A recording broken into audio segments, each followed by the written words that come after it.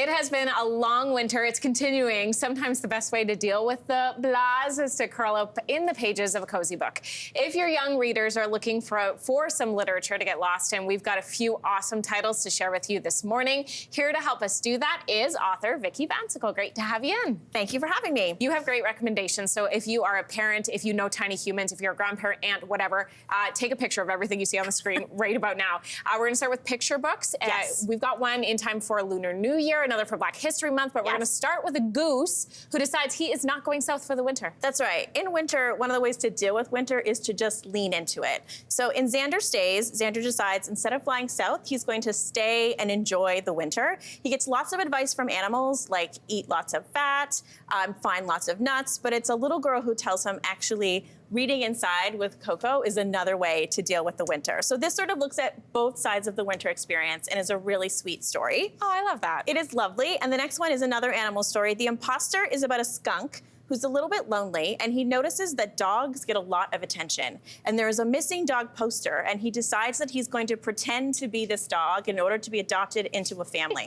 So he runs into these animals who give him some tips on how to be a dog. Oh my gosh. And of course, it's a very silly story, but the core of it's quite poignant. It's about finding family, and he ends up with these people, not necessarily the family he's expecting, but the animals make a sort of found family, which I think is a lovely story. Oh, that's very cute. Even skunks deserve love. Even skunks deserve love. So next, a Lunar New Year is around the corner. So 2 New Years is about a family that celebrates both the Jewish New Year in the fall and the Chinese or Lunar New Year in the spring/February this year.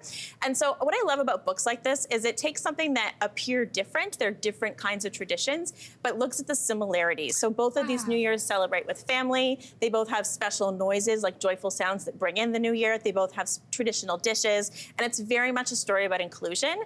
And there's lots of back matter with nonfiction elements about what actually happens in both of these celebrations. What a great story of acceptance and learning more about other people and their traditions and seeing how they can relate to things you have in your life as well. Exactly, just a really lovely story. And along that sort of same idea of celebrating traditions, When I Wrap My Hair is a great title about the celebration of the heritage and traditions of hair wrapping. The art in this is especially beautiful. So the hair wraps themselves sort of blend into these, you can see it right there, these gorgeous pictures that have to do with family background, landscapes, history, and heritage. And it's just a nice way to celebrate Black joy, especially in February, which is Black History Month. That's wonderful. Are we moving on to the graphic novels now? We are. Amazing. I know your kids love graphic novels. They do. So the first one, Death and Sparkles, is about an unlikely duo. There's lots of unlikely duos, but this is about a unicorn and the Grim Reaper, which, and it's funny. So it's not about death the way you might think it is. So this unicorn has been separated from his family. All he has is this cupcake bling, and he decides to go on a journey to figure out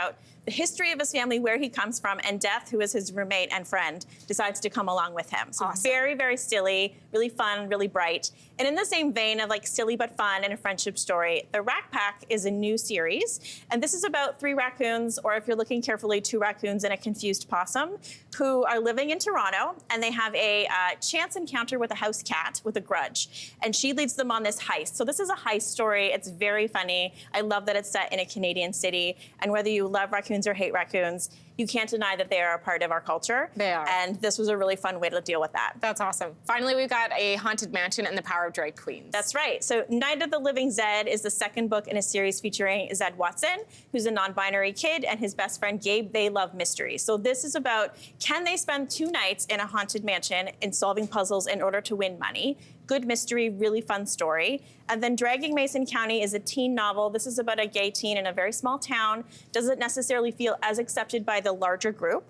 And he makes a social faux pas and decides he's gonna fix it and fix his sort of identity crisis with putting on the first drag show that this very small town has ever had. Wow. There's lots of drama, lots of great characters that just sort of jump off the page, but a really fun story to read. It's always nice to laugh in the winter. Vicki, thank you so much for these. My pleasure.